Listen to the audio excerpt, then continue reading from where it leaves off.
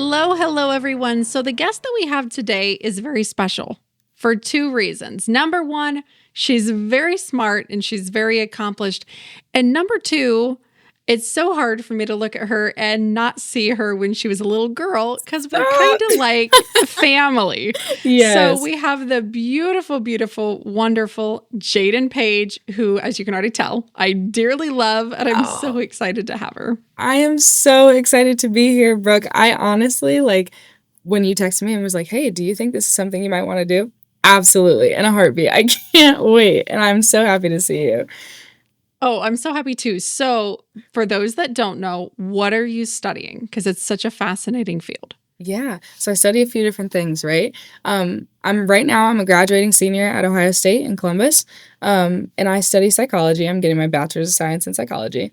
But I specialize in human development and family sciences, as well as minoring in neuroscience and philosophy. So I've got my feelers and reachers out in a lot of different spaces on this campus. Why philosophy? I feel like in the field of psychology, you need to be able to communicate with others. And you know that everybody's brain is different. Everybody, has different values and different morals and things like that. So being able to talk to people on a more foundational level, on a more philosophical level, is really helpful whenever you're trying to have hard, intimate, emotional conversations with people. Mm-hmm. And I know the plan is grad school. So you're going to be shifting from one academic venture to the next academic venture. Yes, that is the plan. I'm going to get my doctorate degree in clinical psychology, which I'm so excited about. In the future, I hope to have my own private practice, so a clinical practice where I can provide therapy for others. But I would also love to teach. I love academia. I am a lifelong learner for sure. So I feel like being somewhere still involved with school and colleges, I think that's kind of my calling a little bit. I would love to do that. I have so much admiration for people that go into the social services field because you make such a big difference. Why did you choose the major that you chose? And is it always what you envisioned yourself doing? Girl, no. I She wanted goes, to be no. Absolutely not. When is that ever anybody's answer? I wanted to be a hairdresser as a itty bitty baby child. I like Obviously that. not what I'm doing right now. Well, your hair is a vibe, so of course. Thank you. I do appreciate that. But yeah, no, I came into college undecided, believe it or not. A little background. So grew up in kind of a smaller area, was really high achieving and was doing all the things. I was involved in all the things, which is great. And with that came many opportunities and options for myself. And so when I got to college, I came in undecided because I wasn't quite sure and didn't really want to commit to one route. And that made me feel absolutely terrified. And I had the biggest imposter syndrome in the world because I would show up and I would introduce myself and I'd be like, hi, I'm Jadyn. I'm an undecided major. And people would be like, hi, my name is Sarah and I major in being an astronaut. And hi, my name is, Becky and I major in curing cancer. And I'm like, oh my gosh, I don't belong here. I don't belong here. But it was one of the best decisions I've ever made in my entire life because I got to actually learn a little bit about the field that I wanted to go into instead of just jumping into it because I felt like I needed to. And that's where I kind of found psychology. I knew that mental health was something I was really passionate about and something that I love to, explore and listen to others about the things that they're going through emotionally. I just didn't know the exact route. Stumbled upon psychology and I've been rocking with it ever since. So I think that's amazing. So I want to pinpoint something you said, and that's the imposter syndrome. Yeah. How are you still working to overcome that? Because that is a lifelong thing. We never reach the top of the mountain and get over imposter syndrome. Oh, no, absolutely not. I want to say, especially as women, I feel like imposter syndrome can run rampant, especially when you are driven and high achieving women like you and I. Do I still have imposter syndrome? Of course, absolutely. And it comes through every transition in this life. And it's interesting to think about how my imposter syndrome has changed and little ebbed and flowed over the years. I think that when I first came in, I was like, do I even belong here in this school? And you're right. As women especially, and I think as young women, there's so much pressure to prove yourself and to show that you belong and show that you're worthy of the opportunities that you Absolutely. get. And that's one of the things that I think I struggled with so much when I was in university, is trying so hard to prove myself that I didn't take advantage and really like let myself be grounded in those opportunities. Oh, yeah. Oh, yeah. I think a lot of my journey, and I can speak for myself and I can't speak for everybody else, but a lot of my journey has been rooted in self-acceptance. I think that before I would try to prove myself to other people, I really had to prove myself to myself and let me know that, hey, Jadyn, I trust you. You've got this. You can make, decisions that are best for yourself, and make sure that you're making decisions that are, this is your life. This is the trajectory of your life. So I think having imposter syndrome is one thing, and it's real and it's relevant and it's hard. But learning a little bit more about yourself, which college really is a great place to do so, is key to kind of letting you know that you can speak to yourself and be like, hey, you do belong here. Might still feel uncomfortable, but you've got this. You've done it before. So, What did you learn about yourself in college that surprised you, that you had no clue about before? oh my gosh, yeah. I learned how to fail here Oh, in then that's college. a hard I can one. tell I can tell you that for a fact. So, like I said before, in high school, I was cruising through, doing the things. I was a good student and was in the sports and in the clubs and all the things. I got here and I had no idea how to fail, if that makes sense. So when I got here and I ran into time management issues and I ran into social issues, I don't have any friends anymore. Like, I ran into all sorts of things. I learned how to give myself grace when I am faced with setbacks and faced with these challenges that I had never experienced in the past. I also realized that the people that you keep around you, those circle can really make a difference on your experience. And so being really intentional about who I keep around me in my space has been something that I've learned more about what a quality friend is to me and how I can be a quality friend.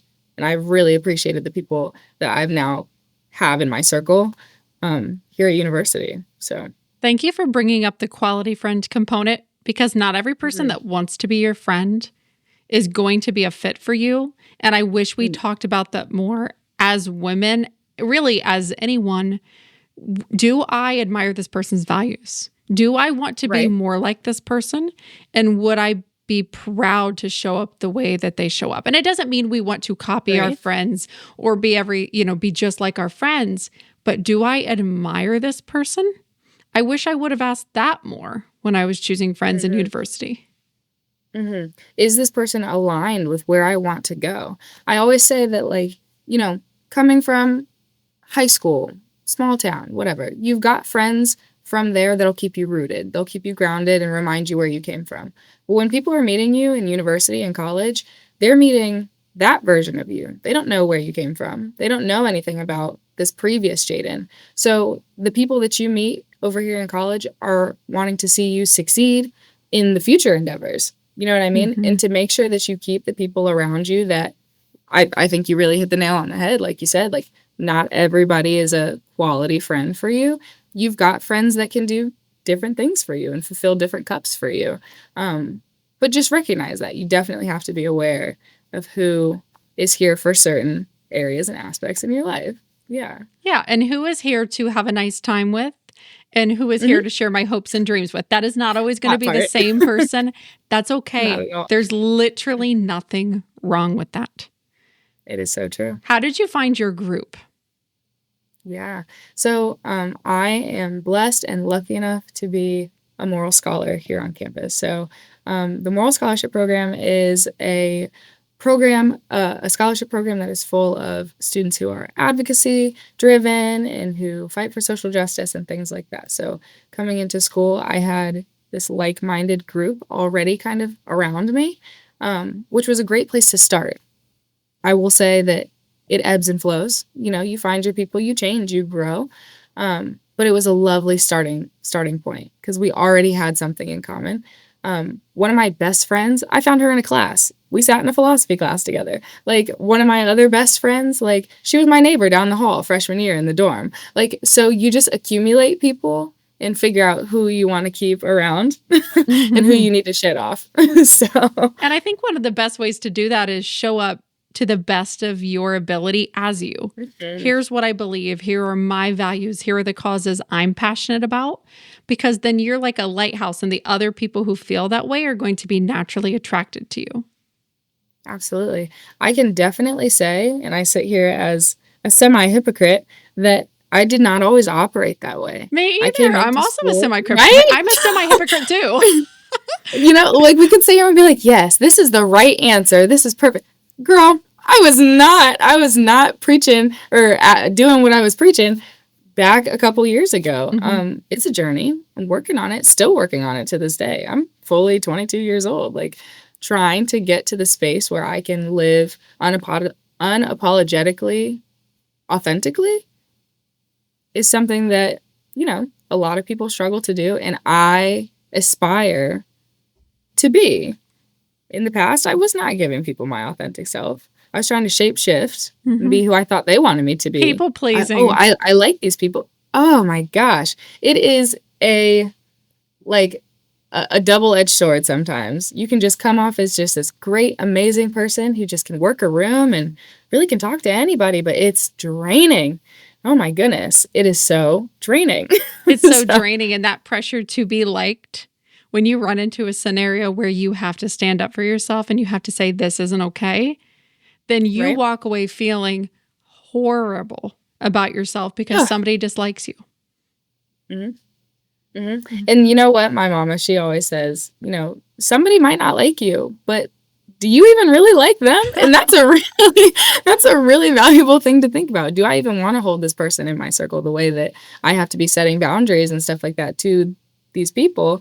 Might not be the person I want to keep in my circle. I don't know. I feel like,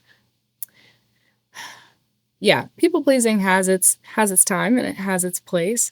And I think that one thing that's hard about breaking that cycle and getting out of that cycle is that you will lose people. You know, we're human beings. Psychologically, we want to be loved and supported and valued.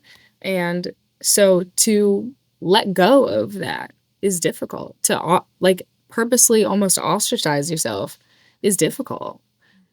It goes against what we innately want to do in our brain. and that's hard to make a decision for yourself like that. Yeah. Well, because being liked often feels like survival. Oh yeah, 100%. It is survival for many people. I want to shift into your advocacy focus because that's one thing I admire about you is you're so passionate about the causes that you care about, and you get yourself involved in, to your point, like activities and clubs and groups that align with who you are. And that's one thing I think is so important if you want to design your university experience to be fulfilling. You got to get involved with your causes. So tell us about your advocacy work. We want to know. Absolutely. So back in high school, we're doing a little rewind. I was a sophomore when 2020 hit, right? So not only is COVID running rampant, we're at home, we're quarantining, all of those things. Racial tensions are high in the country. George Floyd just passed away. He was just murdered. And I was feeling just devastated, right? This was heavy. It was hard on my heart. It's hard for my people.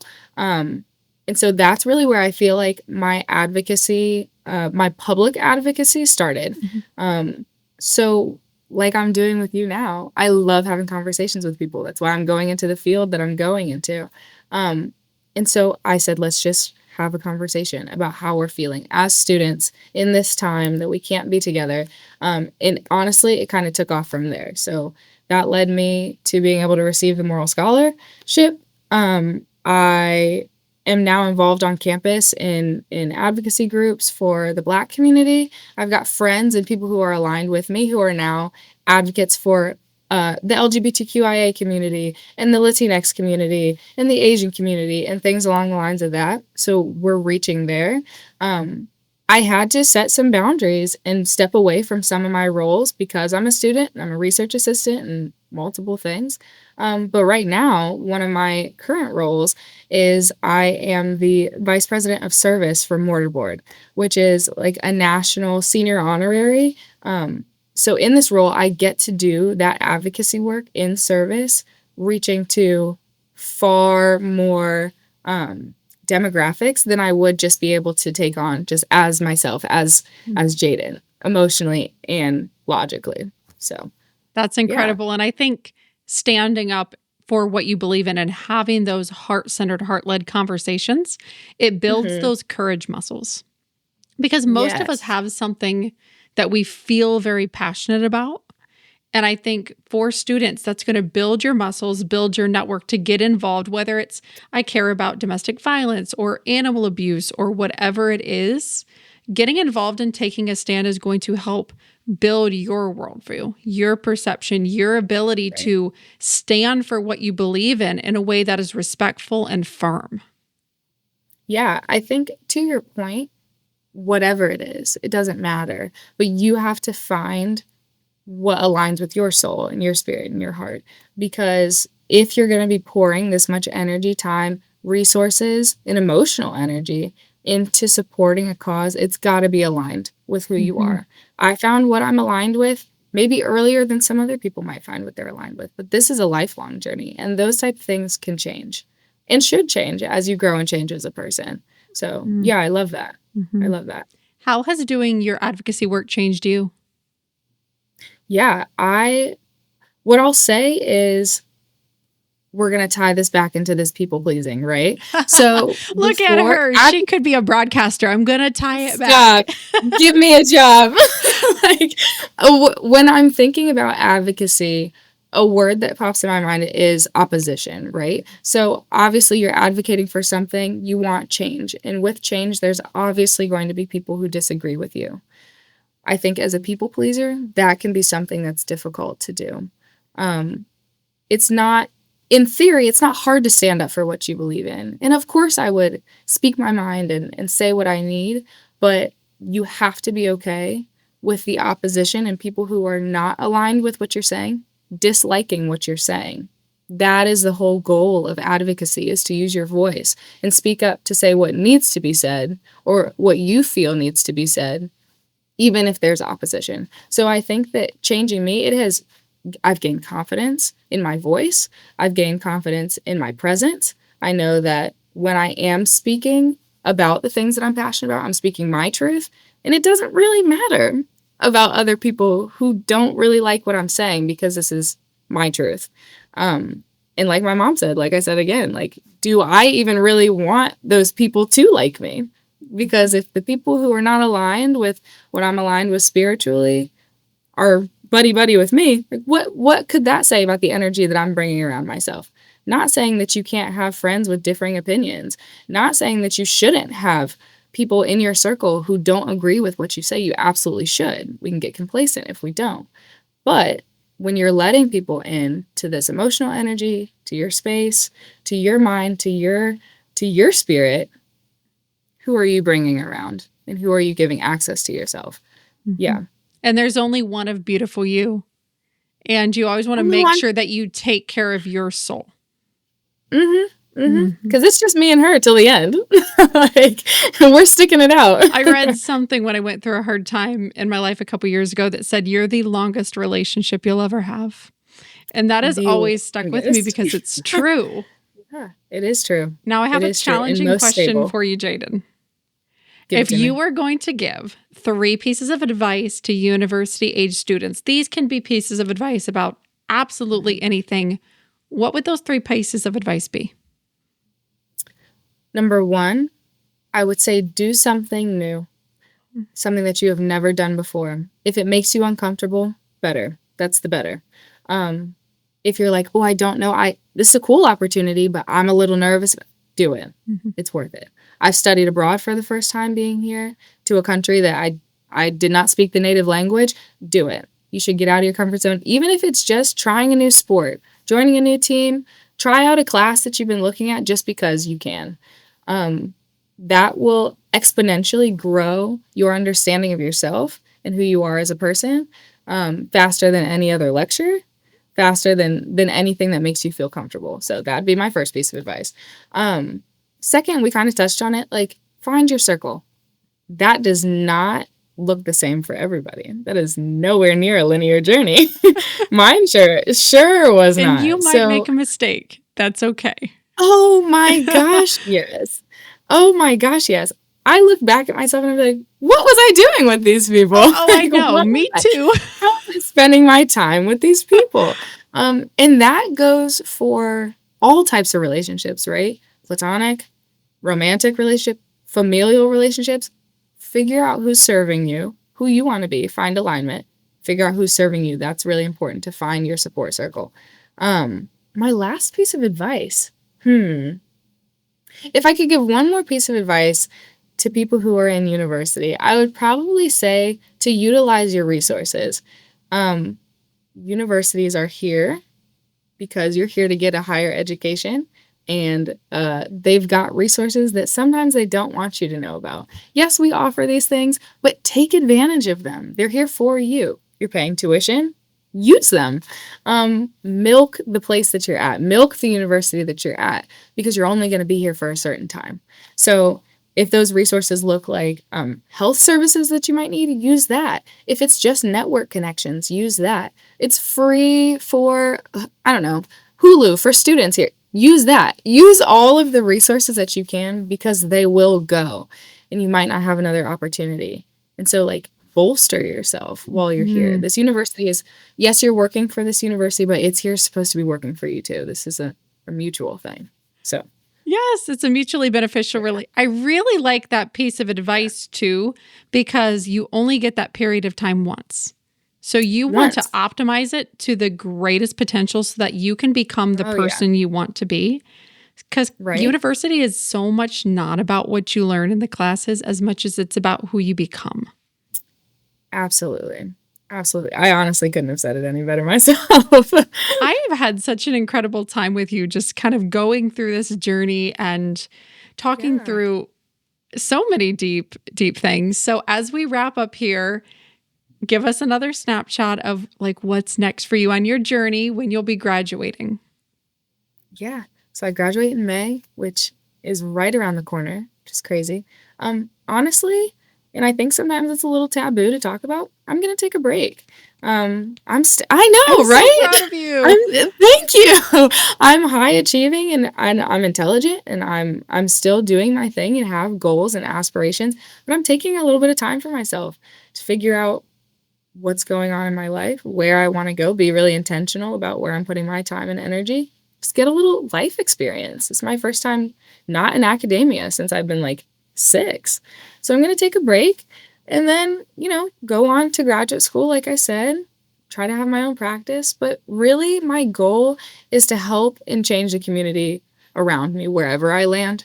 So whether that's here or California, I just hope to make at least a little bit of an impact around my circle. I have no doubt that'll be the case. I want to say a humongous thank you for sharing your time and your energy and your wisdom and your resources with us. We are so grateful.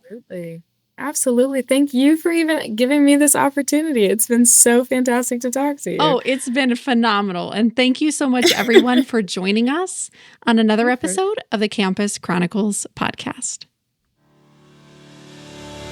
So if today's episode gave you life, perspective, or just a much needed moment to breathe in a busy world, I don't want you to keep it to yourself. Share it, tag us, please send it to a friend who needs to hear it. And if you're not on our newsletter yet, what are you doing? Go to CampusChroniclespod.com and join the crew. We have all the behind the scenes things, unfiltered thoughts from me and the team, bonus resources, and insider only invites to events, giveaways, and things that we really don't post anywhere else. I promise I'm not going to spam you. It's just the good stuff straight to your inbox. Being in university is wild enough. You don't need to miss out on what matters. Sign up now and let's make this next semester the one that you stop surviving and start thriving. Until next time, Stay bold, stay curious, keep writing your own chapter.